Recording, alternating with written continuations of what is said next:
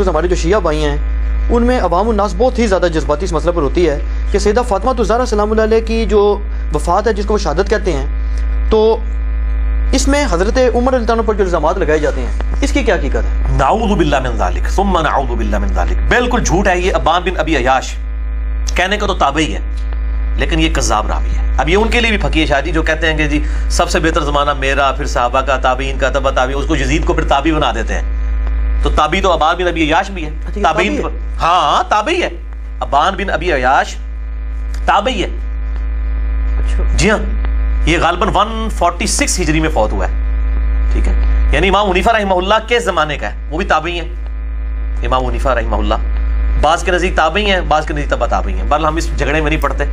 علی بن عثمان حجویری نے ان کو کشف المحجوب میں تبع تابعی لکھا ہے، اور مجھے یہ مضبوط قول تبع تابعی والا لگتا ہے، ٹھیک ہے۔ بہرحال یہ ان کے زمانے کا ہی ہے ابان بن ابی عیاش۔ اس کو امام مسلم نے صحیح مسلم کے مقدمے میں کذاب لکھا ہے، اور اسی طریقے سے اہل تشیع کے ہاں بھی ان کی اسماء کی کتابوں میں، اسماء الرجال کی کتابوں میں کذاب لکھا ہے۔ لیکن ظاہر روزی روٹی چلانے کے لیے پھر جو لوگ ہیں وہ کہتے ہیں جی ہمارے لیے تو ٹھیک ہے، ہمیں ایکسیپٹ ہے، یہ اس نے سٹوری ساری گھڑی ہے سیدنا عمر فاروق رضی اللہ تعالیٰ عنہ علیہ السلام کے خلاف۔ نعوذ باللہ، بالکل یہ جھوٹ ہے اور کوئی ایسی بات نہیں ہے، یہ بالکل جھوٹا واقعہ ہے۔ خالد بن ولید کے اوپر بھی جھوٹ باندھا گیا کہ وہ بھی گھسیٹ کے لائے اور یہ ہو گیا، دروازہ پھینکا۔ البتہ ایک روایت ہے جو اہل سنت کے گلے میں پھنسی ہوئی ہے، میں تو اس روایت کو صحیح نہیں سمجھتا، مصنف ابن ابی شیبہ سے، میں نے مسند نمبر 66A کے اندر بھی اس کو بیان کیا ہے کہ جی سیدنا عمر نے دھمکی دی تھی فاطمہ کو جب ان کے گھر میں میٹنگ ہو رہی تھی خلافت کے والے سے کہ میں تیرے گھر کو آگ لگا دوں گا، اور وہ کہتے ہیں جی سنیے کتابوں میں آگ لگانے کا ذکر ہے، پھر لا بھی دیتی بارش۔ تو یہ روایت بھی جو ہے نا جی، یہ جو راوی بیان کر رہے ہیں نا زید بن اسلم، جو حضرت عمر کا غلام ہے اسلم، اس کا بیٹا جو ہے زید بن اسلم ان سے بیان کر رہا ہے، وہ اس وقت تک سیدنا عمر کی غلامی میں نہیں آیا تھا جب یہ واقعات ہوئے ہیں، لہٰذا یہ اس نے اسی وقت کہیں سے سنا ہوگا، اس وقت بھی تو اس طرح کے لوگ موجود تھے۔ اور اگر اس روایت کو کوئی صحیح مانتا ہے، جس طرح کہ شیخ زبیر علی زئی صاحب کے شاگرد غلام مصطفیٰ ظہیر صاحب کہتے ہیں نہیں روایت صحیح ہے، اور وہ اس کو پازیٹیو لیتے ہیں، وہ کہتے ہیں اس میں تو سیدہ فاطمہ کی عزت ہے کہ ان کے گھر میں میٹنگ ہوتی تھی اور سیدنا عمر نے بڑے اچھے الفاظ میں ان کو کہا کہ جی آپ ہمیں اللہ کے محبوب کے بعد سب سے محبوب ہیں صلی اللہ علیہ وآلہ وسلم، وہ اس کو دوسری طرف لے جاتے ہیں۔ تو میرے بھائیو، ہر لوگ اپنی طرف، میرے نزدیک تو یہ روایتیں جو ہیں وہ صحیح نہیں ہیں، اور اگر یہ معاملات ہیں تو سیدنا علی کبھی بھی ساتھ نہ دیتے سیدنا ابو بکر عمر عثمان کا، جس کی یعنی سیدہ فاطمہ جو جنتی عورتوں کی سردار ہے، بخاری و مسلم میں حدیث ہے، اور سیدنا علی کی محبوب ترین بیوی، وہ کیسے پھر ان کا ساتھ دے سکتے تھے؟ بالکل جعلی اور جھوٹا واقعہ ہے، اور لیکن ذاکرین کی روزی روٹی اس کے ساتھ چل رہی ہے۔ جس طرح سنی جو ہے وہ جھوٹے واقعات بیان کرتے ہیں، تو اڑے سنی بھی کرتے رہے۔ یہ جو حدیث بیان کرتے ہیں کہ جی وہ کس کی نیکیاں ستاروں کی مانند ہیں، حضرت عمر کی، وہ جو سیدہ عائشہ کے بارے میں ایک منسوب اثر بیان کرتے ہیں، اور یہ مشکات میں موجود ہے، امام شیخ زبیر صاحب نے بھی لکھا ہے یہ جھوٹی روایت ہے، شیخ البانی نے بھی کہا جھوٹی۔ اور پھر سیدہ عائشہ نے پوچھا کہ بتائیے کہ کس کی نیکیاں ستاروں کے، ان کا سیدنا عمر کی کہا کہ میرے باپ، ان کا جی وہ تو تیرے، ان کی پوری زندگیاں تیرے باپ کی ایک رات کی نیکی کے برابر نہیں ہو سکتی ہیں۔ یہ جعلی روایت، حالانکہ اس سے بڑی روایت صحیح مسلم میں ہے کہ سیدنا عمر کہتے ہیں کہ میں پوری زندگی علی پر رشک کروں گا، کہ غزوہ خیبر کے موقع پر حضرت علی کے فضائل والے چیپٹر میں نے اس 72 حدیث میں یہ روایت ڈالی ہے، اور اس کے راوی بھی ابو ہریرہ ہیں شاہ جی۔ یہ کہتے ہیں ابو ہریرہ بغض رکھتے تھے اہل بیت کے ساتھ۔ میں یہ چیلنج کرتا ہوں اہل تشیع کو کہ حسن و حسین کی شان میں، حضرت علی کی شان میں جتنی کرٹیکل حدیث ہیں ان کے راوی ابو ہریرہ رضی اللہ تعالیٰ عنہ علیہ السلام، اس حدیث کے بھی راوی ہیں۔ وہ کہتے ہیں حضرت عمر کہتے ہیں میں رش کرتا تھا کہ علی کو جھنڈا ملا مجھے مل جاتا کاش، اور حضرت عمر کہتے ہیں مجھے کبھی تمنا نہیں ہوئی لیڈرشپ کی سوائے اس موقع کے۔ یہ صحیح مسلم میں نے 72 حدیث میں ڈالی ہوئی ہے، تو یہ بالکل جھوٹ ہے جی، میں اس بات کو نہیں مانتا۔ اچھا، اسی میں علی بھائی ضمناً ایک سوال ہو جائے کہ یہ جو حضرت علی علیہ السلام نے جو حضرت فاطمہ کی وفات کے بہت عرصہ بعد بھی اپنے بچوں کے نام رکھے ہیں، یہ تاریخ میں ملتا ہے ایسی چیزیں کہ ابو بکر عمر عثمان نام رکھے ہیں، بعد میں ائمہ البیت سے ایسے نام منسوب ہیں ان کی اولادوں سے، تو اس پر اہل تشیع حضرات جو ہیں وہ ایک بات کرتے ہیں، وہ کہتے ہیں جی یہ نام عرب میں کامن تھے اور یہ تو کوئی دلیل آپ لوگوں کے پاس نہیں ہے، ایسے نام عرب میں کامن تھے، آج چلو ایک بات بن گئی ہے، لیکن اس وقت تو لوگ رکھ لیا کرتے تھے۔ میرے خیال ہے جب زخم تازہ تھا اس وقت نام رکھنے چاہیے تھے۔ ان سے ذرا پوچھیں کہ تاریخ کے اندر اہل سنت کے کتنے ائمہ ہیں جن کے نام یزید ملتے ہیں؟ اکا دکا۔ حالانکہ یزید نام کو برا نہیں ہے، صحابی رسول ہیں یزید بن ابی سفیان رضی اللہ تعالیٰ عنہ وعلیہ السلام، حضرت معاویہ کے بڑے بھائی، جو جنگ یرموک میں بڑے لیڈرز میں سے تھے ابو عبیدہ کے ساتھ، تو وہ یزید بن ابی سفیان، اسی وجہ سے تو حضرت معاویہ بھی پھر منظر عام پہ آ گئے نا، ان کے چھوٹے بھائی ہونے کی وجہ سے۔ اصل میں تو بندہ یہ تھا یزید بن ابی سفیان رضی اللہ تعالیٰ عنہ، تو ان کا نام بھی یزید تھا، تو یزید نام سے کچھ، لیکن بعد میں مسلمانوں نے رکھا، یہ مسلمانوں نے نام نہیں یہ رکھے، تو یہ کس طرح ہو سکتا ہے کہ سیدنا علی رضی اللہ تعالیٰ اپنے بیٹوں کے نام جو ہیں وہ ابو بکر عمر عثمان رکھ لیتے؟ اب ان کے گلے میں پھنسے ہوئے ہیں، شیعہ مانتے ہیں کہ بیٹوں کے نام رکھے ہوئے ہیں، انکاری نہیں ہے، ان کو پوچھیں کہ وہ کس طرح نام رکھ سکتے تھے اگر ان کا دل ان سے خلفائے ثلاثہ سے دکھا ہوا تھا؟ تو یہ بالکل ان کا جو ہے موقف باطل ہے. وہ ان سے محبت رکھتے تھے اور وہ بھی ان کے ساتھ محبت رکھا کرتے تھے. الحمدللہ ان شاء اللہ تعالیٰ میں وقتاً فوقتاً کچھ کہیں پہ موقع ہے تو میں کچھ باتیں بیان بھی کر دوں گا ان کی محبت کے آپس میں. جی تو اس میں علی بھائی ضمن بتاؤں ایک اور بڑی عجیب یہ الٹی دلیل بھی دیتے ہیں. وہ کہتے ہیں جی کہ اگر یہ آپ محبت کی دلیل دیتے ہیں تو یہ شیخین اور خلفائے ثلاثہ کی جو اولادیں ہیں ان میں علی نام نہیں ملتا کسی کا، تو اس کا مطلب ہے پھر آپ کی یہ دلیل کو الٹا کر دیں ہم، یعنی اس قسم کی باتیں کرتے ہیں. اور نہیں ہاں ٹھیک ہے، مسئلہ یہ ہے کہ اب وہ ان کی اولادوں میں تو خیر میں نے ابھی اتنا پورا شجرہ تو نہیں بنا کے دیکھا کہ کدھر تک آگے وہ معاملات جاتے ہیں، وہ نام ملتے ہیں یا نہیں ملتے ہیں. تو یہ کوئی ایسی دلیل نہیں ہوگی. سیدنا علی سے وہ محبت کیا کرتے تھے، ہمارے لیے یہی چیز کافی ہے.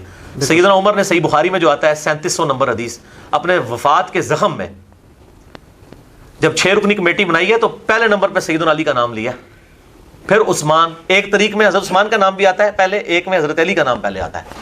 تو وہ تو مطلب محبت کرتے تھے، یہ بالکل جعلی ہے. اور بلکہ انہوں نے تو ام کلثوم کے ساتھ نکاح کی بھی ریکویسٹ کی اور وہ پوری بھی کی گئی.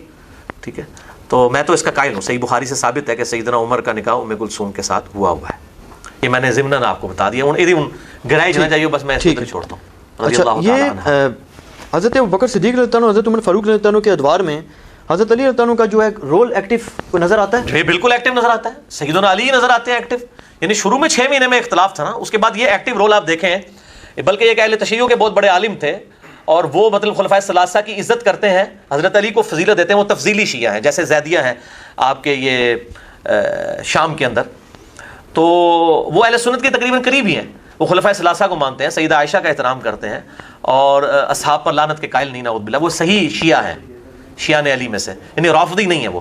تو وہ ان سے میری بات ہوئی، انہوں نے لیکچر میں کہہ دیا کہ حضرت عمر جو ہے وہ اگر دیکھیں نا جی، ان کی اگر نیت ہوتی نا حضرت علی کو بنانے کی تو حضرت علی کا اکیلے کا نام لیتے.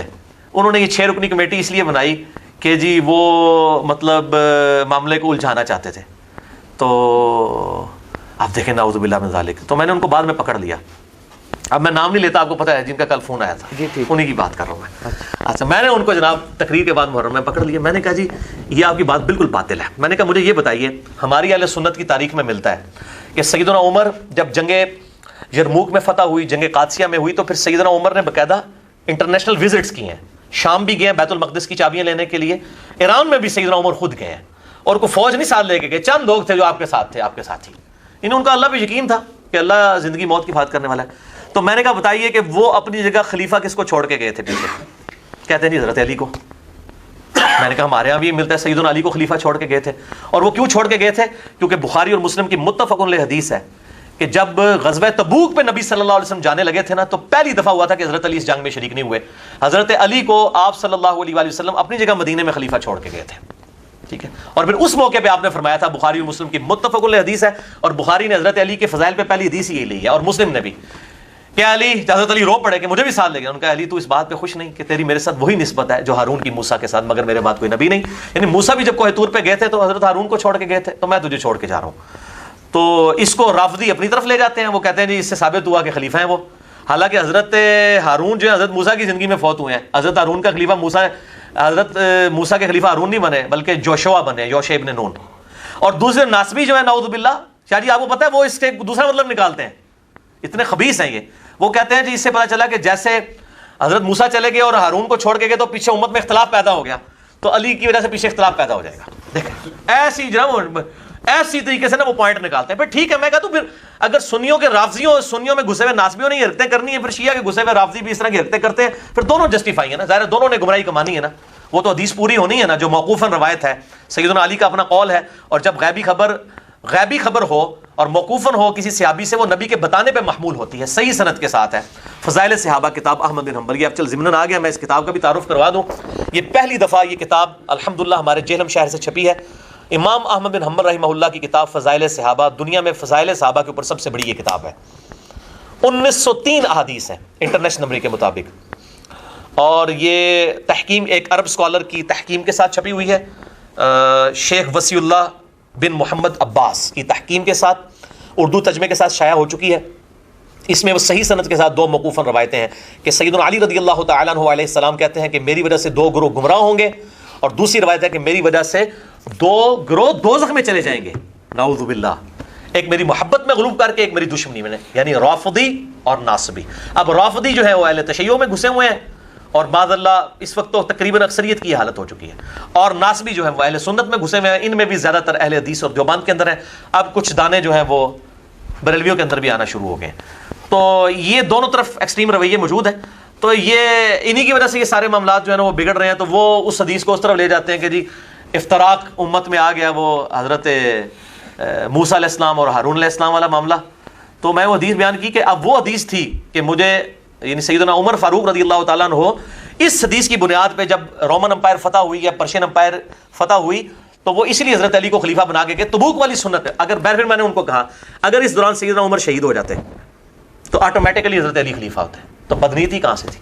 یہ بدنیتی نہیں تھی میرے بھائیوں، سیدنا عمر کی اطاعت تھی۔ بخاری اور مسلم کی متفق علیہ حدیث ہے، جب آپ کو زخم لگا 1 ہفتے تک آپ زندہ رہے، لوگوں نے کہا آپ اپنا خلیفہ نامزد کریں، انہوں نے کہا کہ اگر میں اپنا خلیفہ نامزد کرتا ہوں تو میں اس شخص کی سنت پر عمل کرتا ہوں جو مجھ سے بہتر ہے، یعنی ابو بکر رضی اللہ تعالیٰ عنہ علیہ السلام، اور اگر میں اپنا خلیفہ کسی کو نامزد نہیں کرتا تو میں اس شخص کی سنت پر عمل کرتا ہوں جو ان سب سے بہتر ہے میرے سمیت، یعنی رسول اللہ صلی اللہ علیہ وسلم۔ عبداللہ بن عمر کہتے ہیں، بخاری اور مسلم کے الفاظ ہیں، جب میں یہ حدیث سن رہا تھا نا حضرت عمر سے، تو میں نے اپنی بہن حفصہ سے کہا کہ بہنا مجھے لگتا ہے کہ حضرت عمر جو ہے نا کسی کو اپنا خلیفہ نامزد نہیں کریں گے، کیونکہ وہ نبی صلی اللہ علیہ وسلم سے جو عقیدت رکھتے ہیں نا، جو انہوں نے ذکر کیا نا کہ ایک ابو بکر کی سنت ہے اور ایک نبی کی سنت ہے، تو وہ نبی کی سنت کو ہی اڈاپٹ کریں گے۔ یہ ہے اصل میں وجہ کہ انہوں نے، چونکہ نبی صلی اللہ علیہ وسلم نے اپنا خلیفہ کسی کو نامزد نہیں کیا، تو حضرت عمر نے بھی اپنا خلیفہ کسی کو نامزد نہیں کیا۔ Point to be noted. تو عبداللہ بن عمر کہتے ہیں مجھے اسی وقت لگ گیا کہ یہ نامزد نہیں کریں گے۔ 6 رکنی کمیٹی بنائی، علی کو پہلے نمبر پہ رکھا، عثمان، عبد الرحمن بن عوف، طلحہ، زبیر اور ابو عبیدہ ابن جرح، سعد ابن ابی وقاص۔ ابو عبیدہ ابن جرح تو موجود نہیں تھے، فوت ہو چکے تھے، سعد ابن ابی وقاص۔ یہ 6 ہو گئے، اور پھر کہا کہ عبداللہ بن عمر کو بھی مشورے کے لیے شامل کر لینا، لیکن اس کو خلیفہ نہ چننا، یعنی وہ ملوکیت والا معاملہ نہ ہو، ٹھیک ہے۔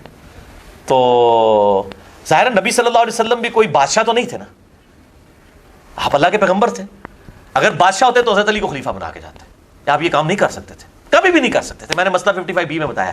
اور یہ دیکھیں، یہ ملوکیت کی سپورٹ میں نا قرآن سے لے کے آتے ہیں، داؤد کو اللہ نے بادشاہ بنایا، سلمان کو او بھائی انہوں نے سعودی اللہ نے بادشاہ نہیں سی بنایا، بنو امیہ نے نہیں سی بادشاہ بنایا، بنو عباس نے نہیں تھا بادشاہ بنایا حضرت داؤد علیہ السلام، سلمان علیہ السلام کو یا طالوت کو، وہ وحی کے ذریعے بنائے گئے تھے۔ ان کو آپ ان بادشاہوں کے ساتھ کمپیئر کرتے ہیں، بنو امیہ کے بدماشوں کے ساتھ، اور شرم کریں۔ اور بدماش کس لیول کے اوپر دین کا بیڑا غرق کر دیا۔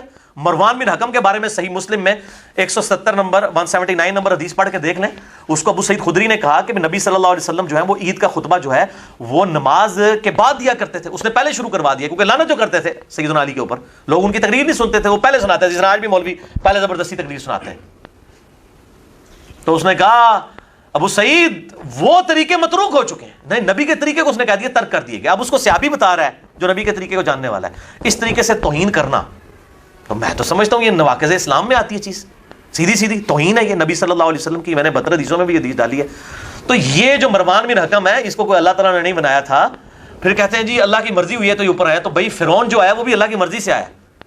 کل کو نعوذ باللہ من ذالک پھر ہم یہ کہنے شروع کر دیں کہ حضرت عمر جو ہے وہ بالکل ان کو صحیح کیا گیا، نعوذ باللہ جو شہید کیا گیا اور یہ اللہ کی مرضی سے ہوا ہے، نعوذ باللہ من ذالک، یہ کیسی بات کر رہے ہیں آپ؟ اللہ نے دنیا میں کھلی چھٹی دی ہوئی ہے، اگر یہی بات ہوتی تو قتل کرنے والے کا قصاص نہ لیا جاتا۔ تو اللہ کی مرضی سے مراد یہ ہوتا ہے کہ اللہ نے دنیا میں کھلی چھٹی دی ہوئی ہے، برے اعمال کرو قیامت دن پکڑ ہوگی، ٹھیک ہے نا جی؟ تو یہ بات یاد رکھیں۔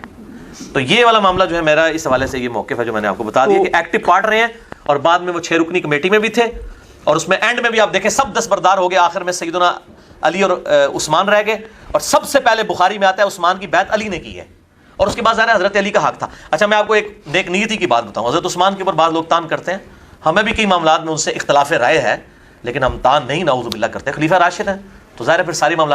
حضرت عثمان کے بارے میں کہتے ہیں جی وہ حضرت علی کی جگہ کے لیے مخلص نہیں تھے، نعوذ باللہ۔ میں کہتا ہوں حضرت عثمان کے اندر ذرا سی بھی بدنیتی ہوتی نا تو صحیح بخاری میں آتا ہے کہ آخری حج کے دوران ان کی نکسیر پھوٹ پڑی جب ان کی عمر 82 سال تھی، لوگوں نے ان کو کہا کہ اپنا خلیفہ کسی کو نامزد کرے، ان کا بیٹا ابان بھی موجود تھا، اور لوگ بھی موجود تھے، بلکہ مشورہ آیا جی طلحہ کو بنا دیں، زبیر کو بنا دیں، اس قسم کے مشورے آنا شروع ہو گئے. حضرت عثمان نے نہیں کسی کی بات مانی. اگر حضرت علی سے بغض ہوتا نا تو وہ کہتا ٹھیک ہے میں اپنی زندگی میں بنا دوں تاکہ علی بن نہ سکے. بالکل نہیں، وہ یہ کام نہیں، وہ امت کو شورا کے اوپر چھوڑ کے جانا چاہتے تھے. ظاہر آخر میں حضرت علی اور عثمان ہی بچے تھے، تو ان میں سے ظاہر ایک نہیں بننا تھا، تو عثمان تو شہید ہو گئے، اس کے بعد سیدنا علی نہیں بننا تھا. تو یہ جو اس طرح کی بدنیتی پہ یہ مبنی باتیں کرتے ہیں ان کو بالکل شرم کرنی چاہیے. سیدنا جو عثمان غنی رضی اللہ تعالیٰ عنہ تھے وہ اس حوالے سے بالکل مخلص تھے، انہوں نے کوئی ایسا کام نہیں کیا کہ جس کی وجہ سے. اور دیکھیں حضرت عمر فاروق رضی اللہ تعالیٰ عنہ کتنے مخلص تھے. جب 6 رکنی کمیٹی بنائی نا، صحیح بخاری میں آتا ہے، تو حضرت عمر نے ساتھ کہا کہ دیکھنا اگر تم سب کے سب سعد بن ابی وقاص پر متفق ہو جاؤ نا تو اس کو خلیفہ چن لینا، اور یہ پلی نہ لینا کہ میں نے اسے گورنری کے عہدے سے معزول کیا تھا. یعنی یہ نہ ہو کہ ساتھ میں متفق ہو جائیں اور لوگ کہیں گے نہیں یہ نا چھاڑ دو تو سارے بزرگاں نے نا ریجیکٹ کیتا ہوا ہے. یعنی حضرت عمر کو بھی یہ بات پتا تھی کہ میں نے ساتھ کو گورنری کے عہدے سے جو ہٹایا ہے، وہ تو ان کی عادت تھی کہ 4 مہینے بعد ہٹا دی، 4 سال بعد ہٹا دیتے تھے. وہ تو حضرت معاویہ کے 4 سال پورے نہیں نہ ہوئے حضرت عمر کے دور میں، ورنہ ان کو کسی اور عہدے کا گورنر مطلب کسی اور صوبے کا بنا دیا جاتا. تو باقی آپ دیکھیں کتنے مخلصانہ الفاظ ہیں. اگر ساتھ پر بھی متفق ہو جاؤ تو میرا اس کو معزول کرنا بہانہ نہ بنانا، اس کو چن لینا. ٹھیک ہے، تو یہ الحمدللہ ان کی نیک نیتی تھی. آپ ڈیپ ڈگ کریں گے آپ کو ساری حدیثیں الحمدللہ ملیں گی. جی شاہ جی.